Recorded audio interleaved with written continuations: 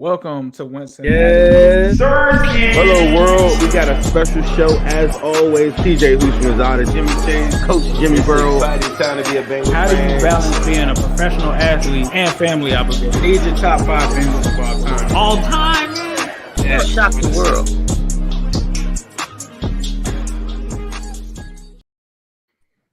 Welcome to Wincinnati, your Cincinnati Bengals podcast. I am Ace Boogie. He is Zim. Who Zim? What's going on, bro? Nothing much, man. Just out here living my life. We've got some really interesting topics today. Hello, world. The Reds are here. Hello, world. Jamar Chase is doing interviews these days. All types of cool stuff is happening. What's up with you, bro? Man, we good, but like you said, we had Joey B, number 9, doing some things on the mound. I think we should probably take a look at that real quick.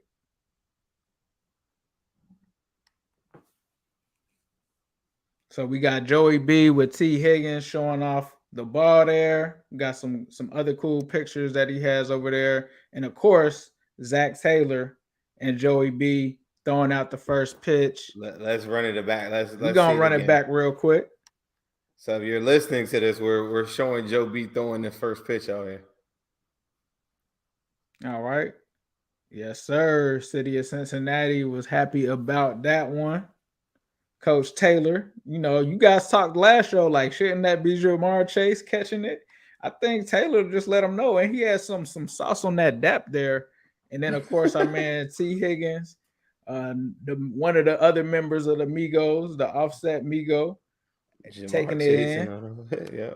And then originally, like you were saying, the Joe Burrow and T. Higgins one, where Joe is showing T. Higgins. It looks like a ball. I don't know if someone signed it. I don't know if you guys saw earlier too, where they were, Joe was having a conversation with Joey Votto. So I don't know if Votto did something to that ball or what, but I thought that was really dope.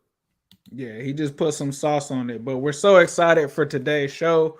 We had some big news over the weekend, and we'll talk about the Bengals bringing back our nightmare matchup, the tight end killer, Trey Flowers. We're also talking about how he handles those tight ends and how he also makes contributions to special teams.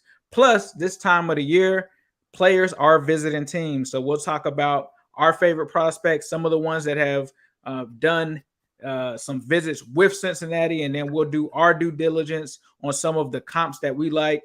And Zim, we're going to also talk about this year's class and who they remind us of as former Bengals. And we'll see what we have planned for that.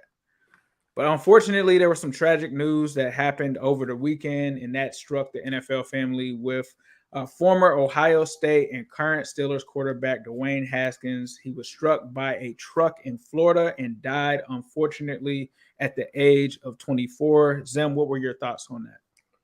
Super unfortunate. I just think about, every single day of your life, these are learning lessons. Every single time that we hear these tragic stories is like, you cannot take any minute for granted. I don't know if anyone saw Chase Claypool. I think he was Haskins, like at the last day or so, or maybe the day of.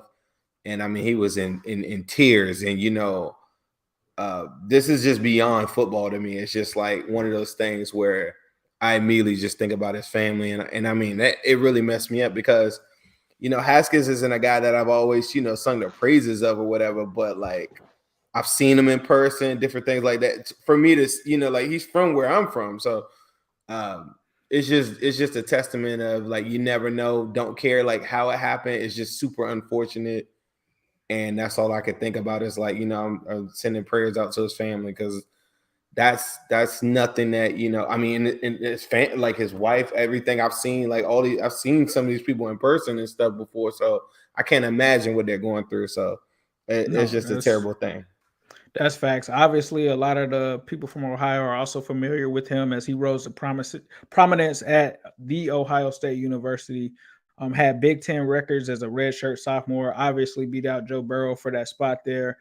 4,800 passing yards, 50 touchdowns, led the Buckeyes to a 13-1 record, finished third in the Heisman. He was a compassionate person, right? He was more than just a player. He took time outside of practice to be around his family members and kids.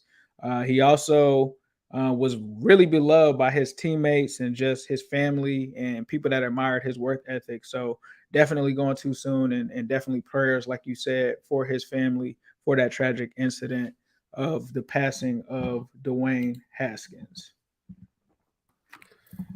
I guess going on to another subject, going back to the Bengals for a quick second. I think we need to highlight the fact that our guy Trey Flowers, a dude that I've been singing the praises of for a while, got right back into the to this Bengals lineup and got a 1-year deal. What were your initial thoughts when you saw the news break? Well, we weren't really too surprised us here at the Wincinnati team. We kind of talked about that being a possibility, even with our producer Ryan. And so not a surprise. I think the thing that was the most surprising was the value that they got for him, right? Like the cheap price that they got him at. And, I think that it was a deal that worked for both sides. We weren't able to get him for a full season. So this gives him a chance to come in and earn potentially a bigger contract next season. But as you've highlighted before, he is just a weapon that you can put out there on tight ends. Definitely fits into this defense. Definitely makes you feel a lot more comfortable with the corner position for the Bengals. 1.85 million, only 500K guaranteed. Yeah, that's insane, especially with the way that these contracts are going up. I had a really cool Trey Flowers stat. This has been circulating online. There is a play in question with this because there is a assignment early in that Chiefs game where Kelsey gets a touchdown. But in that play, I feel like Trey Flowers was just picking up an emergency situation, and it was really Logan Wilson's man. So this stat has been flying around the internet. But Trey Flowers, since he was inserted into the lineup, only allowed 69 yards to George Kittle, Mark Andrews, Travis Kelce, and Darren Waller. The amount of touchdowns, 0. Now, like I said, there is that one play where Kelce catches it in the flat. Logan Wilson peels off. It looks like confusion, and everybody's like, well, that's on Trey Flowers. Even if it isn't, the guy does really, really good work on tight end. So I just think like in a hybrid role, like, what's so crazy? You were talking about Kyle Hamilton earlier. Like that body style, like those are the hybrid type of guys that I think like as we see the league moving forward, no matter how Kyle Hamilton shakes out in the league, that's the profile of guys that are here to take out these tight ends that are like super athletic. So I think it's like this Trey Flowers signing it has bigger ramifications. Like his success kind of creates a whole new hybrid type of situation. I'm reading what you see what Ryan. High producer wrote us some cool. I think Zim is making a great point on this though, and I do agree with him on that. Like what makes Kyle Hamilton, wanted by a lot of teams is the fact that he can play that Trey Flowers role because of his size at 6'4". Me personally, I think that, and this is just my opinion, this is not Zim's or anybody else's. I feel like Kyle Hamilton is a little bit overrated based off of, what his actual role may be in the NFL. When you think about someone like, I don't know, Jamal Adams, he kind of seems like a linebacker that is somewhat in that safety role. I think that is kind of the concerns that I have about him. But as Zim is saying, if you put him in that Trey Flowers role, I think he's good. The only thing I worry about is I feel like Trey Flowers might be able to get on a slot receiver or something like that. Hamilton, I'm not so sure he could do that, but I do agree with Zim that he does fit that Trey Flowers role. That's one thing I don't like is Trey Flowers, like with a shifty like slot, whatever. I don't like Hamilton or him against a slot. Honestly, I truly like Trey Flowers in dime and nickel packages, off ball, playing in zone ranges, zone press type coverages on tight ends and things like that. But speaking of prospects, let's talk about the Bengals visits. There were some notable visits this the last couple of weeks, and we've been kind of charting some of them. Some of these guys are missing. If you guys are listening on the podcast online or wherever you're listening to this, we want to remind you guys to subscribe, because right now, if you do not subscribe, you're not going to be able to get this content on Ace's YouTube anymore or my YouTube. So this is our message to you. Please make sure you like, comment, subscribe. But if you're listening to the podcast right now, it's across the screen. We got wide receiver Alec Pierce, Andrew Booth Jr., Alan Toe Taylor, Alontae Taylor, Alontae Taylor. Greg Okay. Dulcich, and Trey McBride. Fucking with it. And Trey McBride. Anything stand up. Now, I explained this to a guy earlier. He was like, why are those the only guys, whatever? Like, this is typical for the Bengals or any organization. They're not going to go talk to every single person that they like. Sometimes they'll show their hand. Sometimes they don't. I think it's very telling that the Bengals did meet with a lot of tight ends. So I think there is no secret that they're probably on the fence with some tight ends, and they want to make sure that the tight end that they get meets and crosses off all dots the I's and crosses the T's on their list. So I think that's super, super telling. So don't be mad if on this list there are some others that you didn't see, but these I thought were some of the more prominent names. Do you have any input on these guys that you see? Yeah, I think Alec Pierce is definitely a guy that really caught my attention just from Prime and just from watching his highlights. Obviously, people from Cincinnati are familiar with him. He's more of a big wideout, and he plays with the toughness to at least go over the middle. They didn't really utilize him much in that UC offense. They kind of utilized the tight ends for the most part. But if you're not familiar with this guy, one of the prospect comparisons they have for him, ironically, Zim, is Donovan Peoples-Jones. So Pierce is definitely a guy that could step into some kind of role with the Bengals. So it is very interesting seeing that they met with him. Our man Dulcich added 40 pounds of muscle and weight while he was at UCLA. He also has a 69.9 PFF average, and we also have talked about some of the UCLA ties to this Bengal staff, so not a surprise to see him there. Alontae Taylor has the size and length to play outside. He's more of a man corner, though, which with Eli Apple last year, they had him playing mostly zone, but he comes from the SEC. He's athletic. The only thing I found on him, though, was that he kind of had some consistency issues there. And another guy that was not listed, but a lot of Bengals fans have talked about, and Zim listed this on Twitter on Wincinnati. So if you're not following us on Twitter, follow the Wincinnati pod on Twitter. Yes. On that graphic, you will see Isaiah Likely out of Coastal Carolina, I believe, the tight end there. He's extremely athletic. So they're looking at the tight end position, and it honestly makes sense, because Duke Tobin was on an appearance and he talked about not only drafting the best player available, but also drafting depth. That was very key and important, because if you look at the tight end position, if you have an injury that happens there, you don't have depth. You're right back to Drew Sample. So they probably are looking at tight ends because they probably want to add to that room in the case of an injury, and that applies across the board.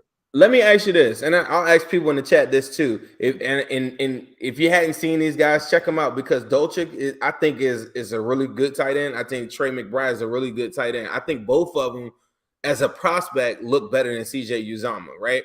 But if you were on the board, second round, back of the second round, Trey McBride is on the board, right? Or you have the opportunity to get in Greg Dulcich later, like third, maybe even fourth round. What does your heart tell you?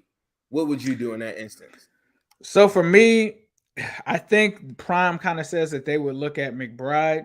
The weird part about McBride that I found from my research is, even though he had like 1,100 yards, he only had like one receiving touchdown. I thought that was like insane. So I don't know what happened there, because obviously the Bengals will be looking for a guy that would be a big red zone target, right? Not saying that McBride can't do that, but he hasn't had the touchdown production from that standpoint. I think with the other guy out of UCLA, he's going to offer some things there as well. Obviously, he's played in the Pac-12, so the competition is a little bit better. But I think McBride is the safer pick and would match more of the things that they've kind of looked at from a Bengals fit standpoint. But either one, I don't feel like you can go wrong. Like, I'm not saying that McBride is leaps and bounds better, but I would probably side with McBride just based off of the production. Right. Okay. It was interesting. I just wanted to pose that. I did a mock earlier. I hate mocks, but I did one. I got to the second, and the edge. These are the three best that I thought. I had Nick Bonito, the edge guy.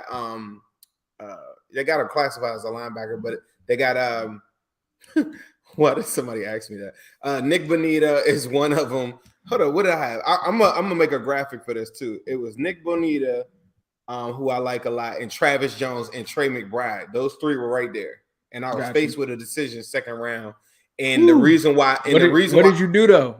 I went Travis Jones all day. I went Travis Jones, no question, because you lost You lost Ogunjobi, and sure, Travis Jones initially won't have some of the pass rushing stuff I'm looking for, but I think eventually he could get into that role. He's got some athleticism there. So I just thought, like, as we're talking about the trenches in this, I think the theme of this is going to be the trenches in this offseason since, we went the Jamar Chase pick last year and did some stuff last year that was a little bit more unconventional. I think, like, if you look at the Super Bowl, how they lost it, different things like that. It's about like just fattening up the trenches. So I want Travis Jones, and then Greg Dulcich was there the next round, but it was Greg Dulcich or Alex Pierce.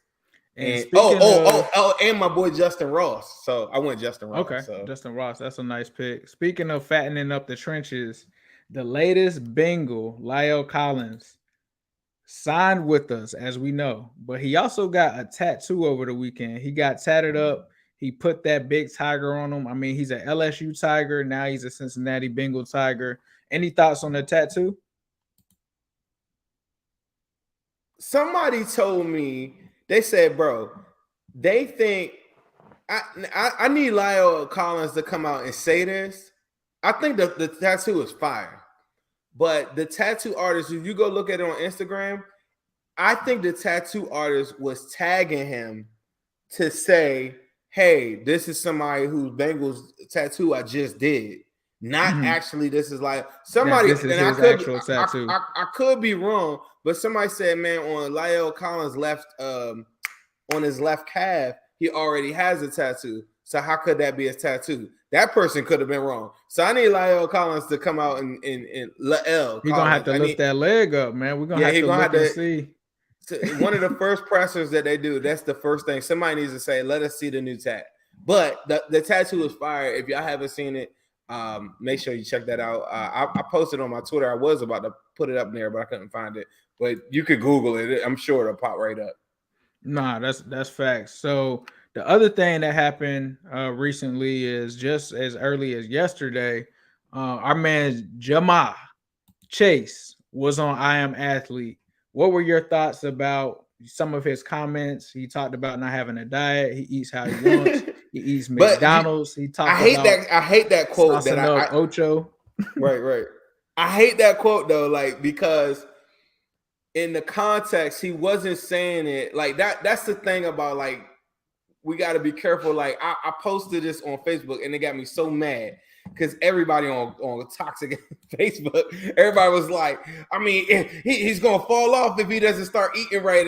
And I wasn't expecting that. Like, me being me, I'm just like, oh, this is cool, that's dope. Like, you just saying I eat whatever. But they asked him, like, are you? He was like, man, I pretty much eat whatever I want, but it's because I'm out working everybody. So people that I know that and that's what Chad says too, right? Like Chad's the whole Ocho versus science thing isn't about, them not, being against eating properly. It's that they work out so much that they can eat what they want. And when you work out how you want, you can do that. And part of it too is like, this is just, these are athletic freak genetic.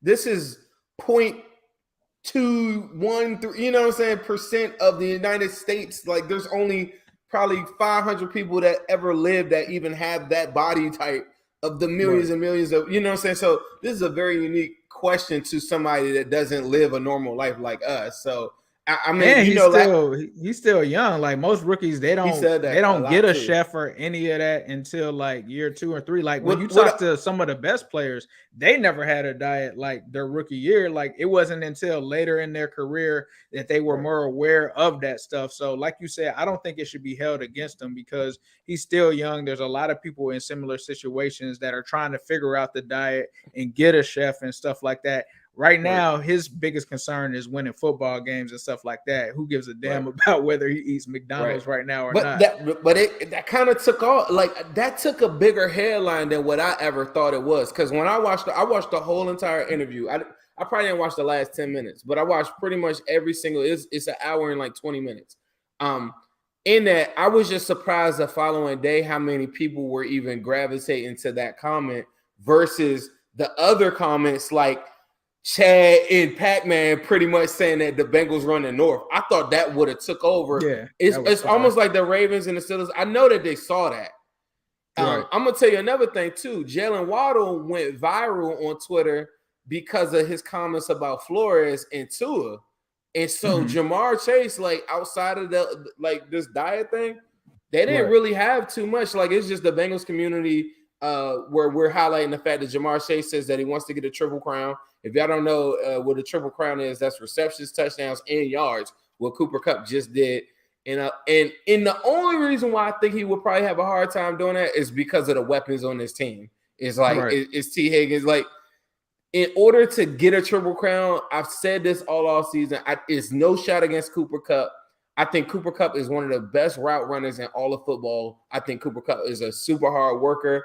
I think Cooper Kupp is faster than what a lot of people think he is. A lot of different things. But Cooper Kupp is not in my top 5.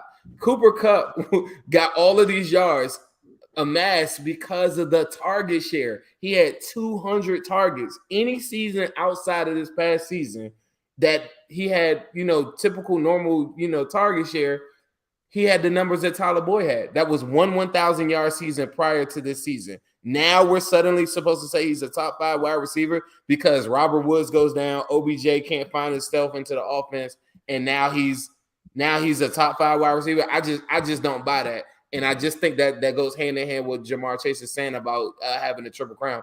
Unless people go down around him, I don't see the opportunity for him to get a triple crown.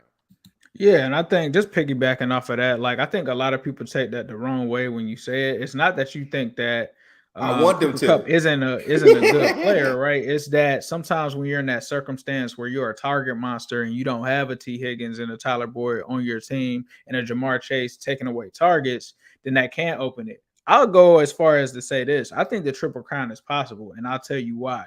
If the Bengals have improved the trenches, I don't see how anyone is going to stop this offense. Joe Burrow's numbers are going to go up. He's going to hit like 50 touchdown range. He's going to hit 5,000 passing yards range. And obviously with that comes more opportunities for Chase, more opportunities for Boyd, and more opportunities for T. Higgins. So potentially I used to think like, no, there's no way that they're going to be able to do it. But I just think the fact that they are able to open more of the playbook now with the line established and that they have proper protection for these guys to get open is going to be insane. So I wouldn't even put it past Chase that he could potentially do that, especially with him and T. Higgins both finishing last year as top 10 receivers in the league. A lot of people forgot that.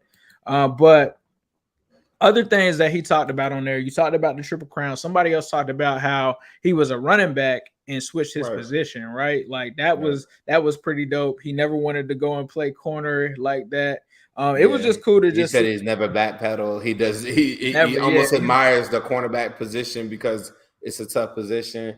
It was some really good takeaways. I think for me, and just thinking just in our mind and how I envision our Jamar Chase interview to go, different things like that.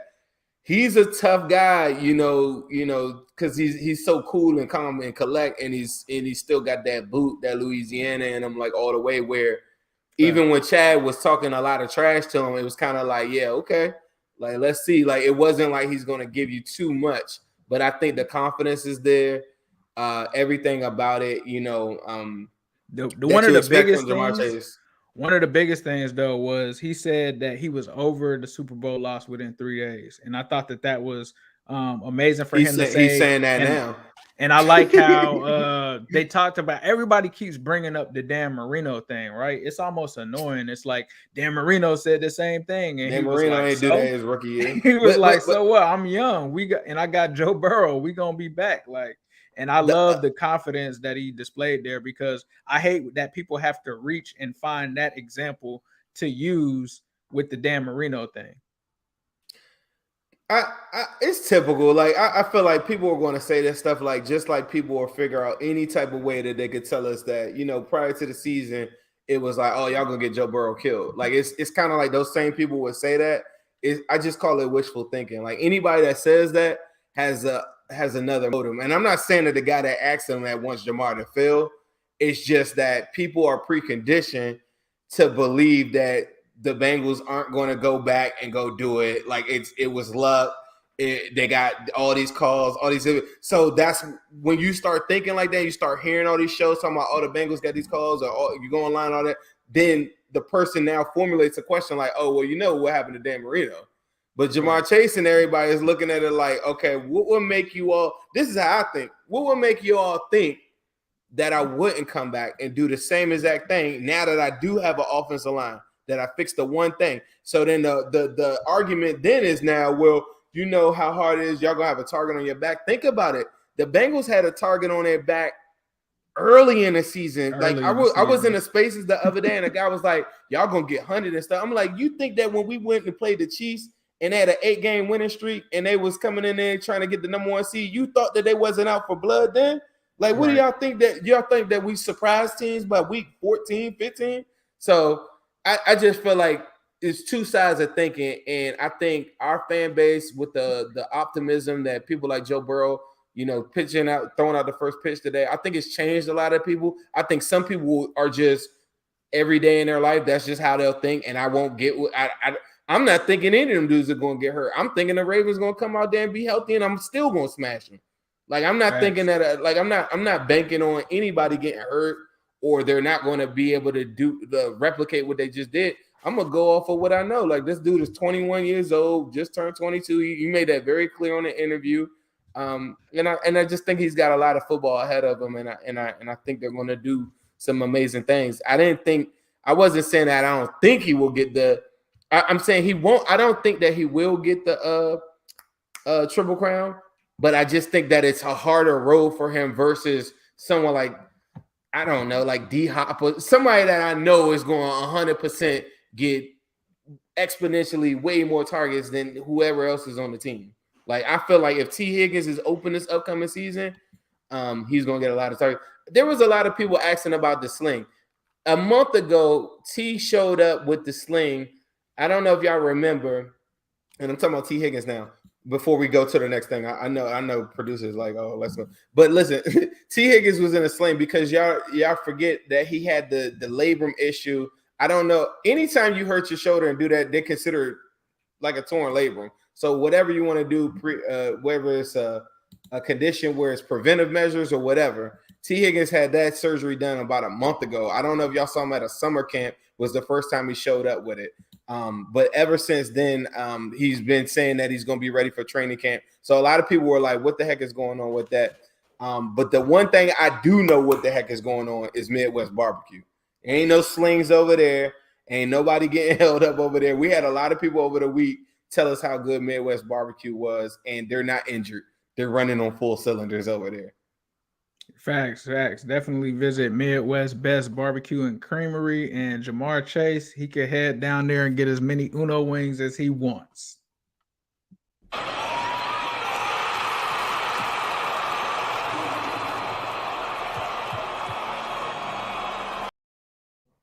All right, Zim. Now we're going to talk about some of our draft comps, current players compared to former Bengals. And we're going to start this one off. Kaiir Elam, you've got a comp for him.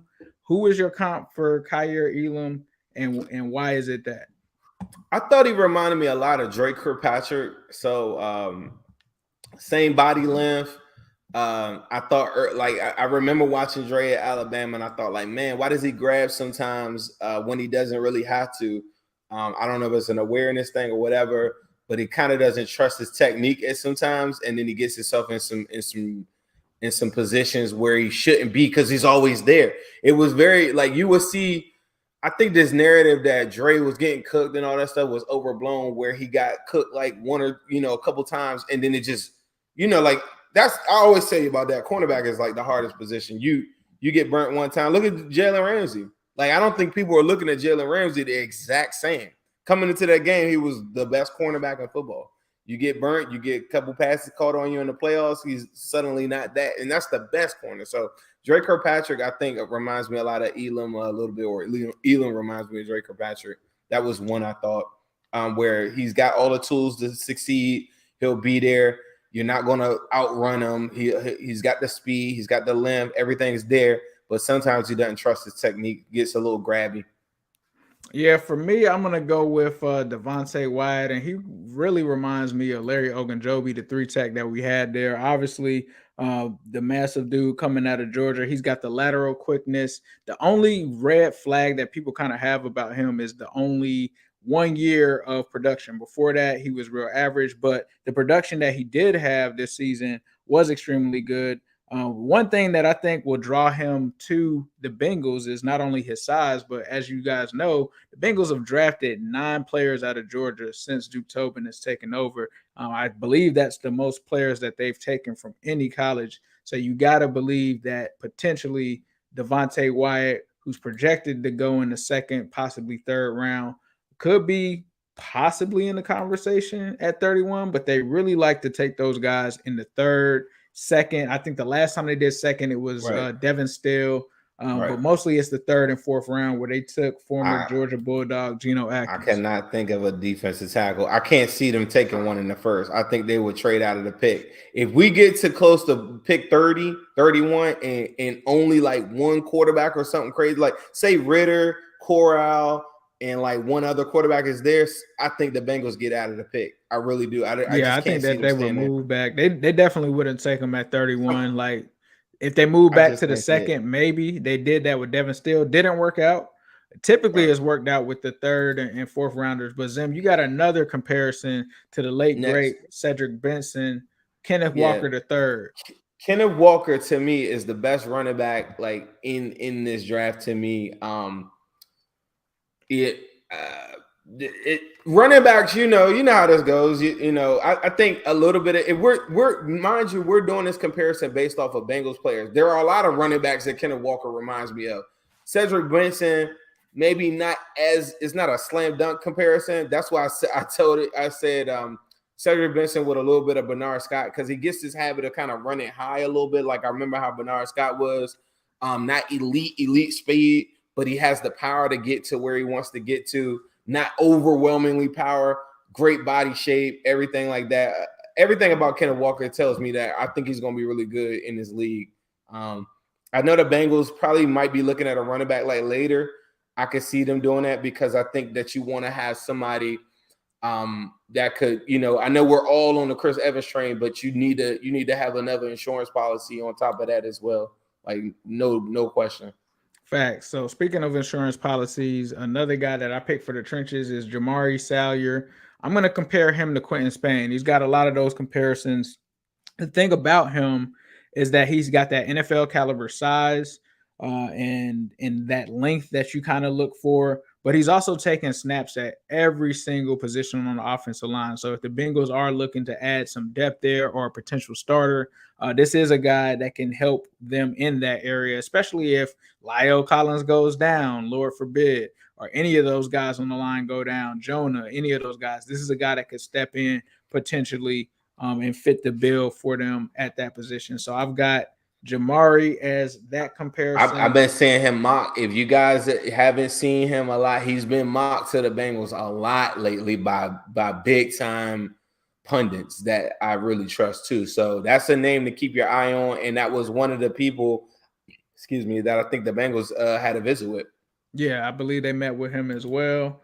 But it's a special day today, so we want to wish Joseph Asai a happy birthday. He turns 22 today. Zim, just give me your thoughts on him. I hope if you're listening, Joseph, I hope that you got some Whataburger today for your breakfast. For your birthday meal. But Zim, just what are some of your thoughts on Joseph Asai?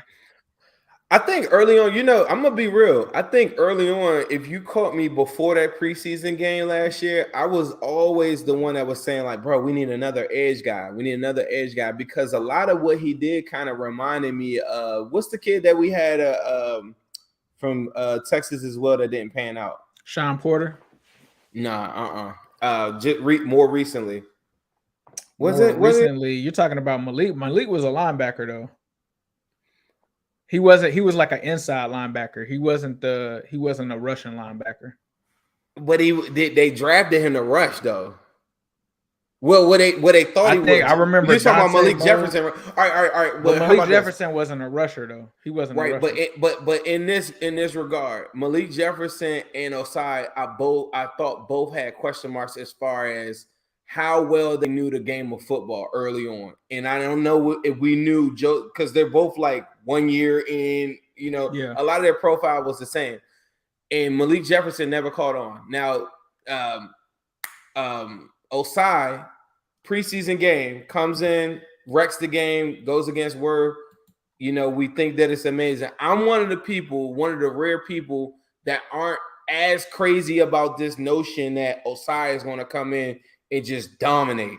Now, if the line is humming and Hubbard's getting home and everybody's getting home, sure, Osai could come in and do work. I think that preseason game was very, very telling. But I remember I went back to like some of my takes and some of my notes. I thought it was really, really raw.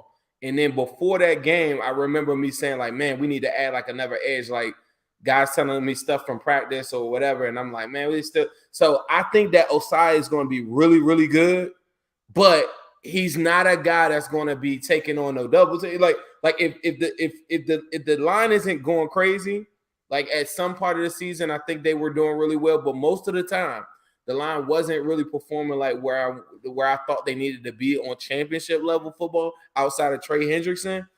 I'm one of the few people that don't think that Osai is absolutely just going to come in and just dominate. I don't see it unless he just has just taken like this crazy step. I don't know. I think for me, I've been a big fan of Osai. I remember cutting the tape on him, and one thing that he does have in common with Malik Jefferson is he used to play linebacker. Then they switched him to edge his last year. But the one thing that I will say about him is that he does not give up on any play. That was something that I saw like running from sideline to sideline. He was a guy that just played with a crazy motor. I think he is going to be good because he was just a great football player. And the other thing, the underrated part where I think that he'll actually be better than people have seen him in is actually when he gets to drop to the flats because he's a former linebacker, right? So like he's also going to have some coverage skill depending on what Lou wants to do from that standpoint. But that dude, seeing him in person, bro, I think he is ready. Now, obviously, like you said, I think we should temper expectations because he is coming back off of a knee injury, right? And that could potentially slow him down a little bit. Think about Geno Atkins when he had his knee injury. He did not look the same the next year.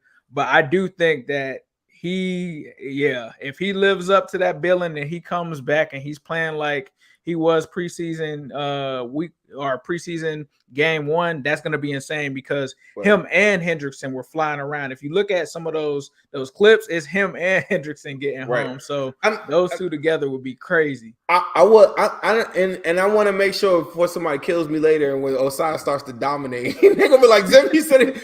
I'm just saying, I think you said it right. Temper expectations. I just think coming out, he had lack of pass rush moves, different things. I just think he caught Tristan Wirfs like on a bad day, and it absolutely. And Alex Cappa was on that line too, right? So I just think that like some of the things that give Wirfs a problem, don't give everybody a problem. So I want people to understand that concept too. But if the line is going crazy, they pick up some rushers in this thing. Say Khaled, our boy Khaled Kareem takes another step forward. All these things are happening. Drew Sample kicks inside and does Cam Sample kicks inside and does work. All these different things happen. Then you come in and then throw Osai in there with that motor. Sure, you can tell me. But this game wrecking freak that everybody's like, man, we had Osai. Like, I gotta see it. I gotta see more. I gotta see a lot more. And I'm banking on it. I hope so. I'm putting a Whataburger double cheeseburger on it that Osai is about to do his thing this season. We'll make some kind of bet off the air and we'll have to announce it. But guys, thank you guys for tuning in to the Wincinnati podcast. We appreciate that. We got some good things coming up on Thursday. So like Zim said earlier, please be sure to hit that subscribe button to subscribe to the channel because as we're going from the new Stripe City account and Zim Hude YouTube account, the main one is going to be the Wincinnati channel going forward. So please be sure that you're subscribed to that one because once we're going from this platform, you will only be able to catch it there. We got Brett Coleman showing up on Thursday to talk draft. Please be sure to give him a follow. Follow us, hit that like button, hit that subscribe button, and then also be sure to turn those alerts on and leave us a 5-star review in your podcast platform. So whether that's Spotify, wherever it's at, we appreciate that. We're actually going to be doing some giveaways and stuff like that. I got a Migos shirt for somebody once we get to at least 50 reviews. So me and Zim, we got some merch and kind of giveaways that we can do with that. But we appreciate that support. And thank you guys for listening to Wincinnati. Yes. Hello, world. We got a special show as always. TJ Houshmandzada, Jimmy Chase, Coach Jimmy Burrow. Time to be a Bengals How do you fan. balance being a professional athlete and family obligation? These are top 5 Bengals of all time. All time, man. Shock the world.